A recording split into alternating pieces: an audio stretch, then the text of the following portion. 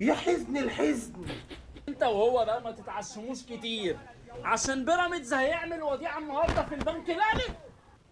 الشناوي اللي بتعمله ده شناوي. احمد مدبولي الزملكاوي.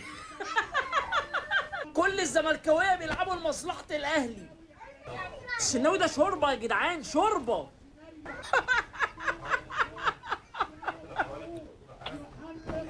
خلاص احنا هنروح العباسيه.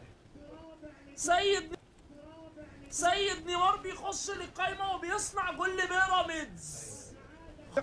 احيه احيه احيه يا ابو سوسو.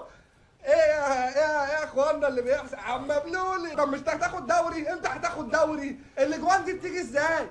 الاجوان انتوا في ايه يا اخوانا مالكوا؟ طب يعني طب هل يعني بقى طب انت يعني ورب العزه انت تاخد في الصفيحه بقى؟ ايه النهار اسود يا لهوي؟ ايه ده يا اخوان؟ لا لا لا لا لا لا. يا جماعه انا عندي سؤال ليكم، هو ماتش بيراميدز والبنك الاهلي الساعه كام؟ لان انا مش مقتنع بالنتيجه دي. الصداره في العماره يا فندم، الصداره في العماره خلاص. 4-2 يوريتشيتش دلوقتي بيركبوا له دعامتين في مستشفى السلام في التجمع. يا حزن الحزن. 4-2. الو سحب ولا ايداع؟ ايه الدنيا؟ البنك سحل نادي بيراميدز حرفيا. ايه الدنيا؟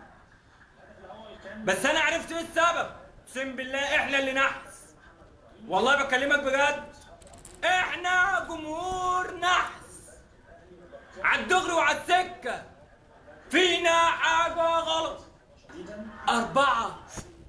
120 مليون حساب بنك هيتفتحوا النهارده في البنك الاهلي. اسمع مني،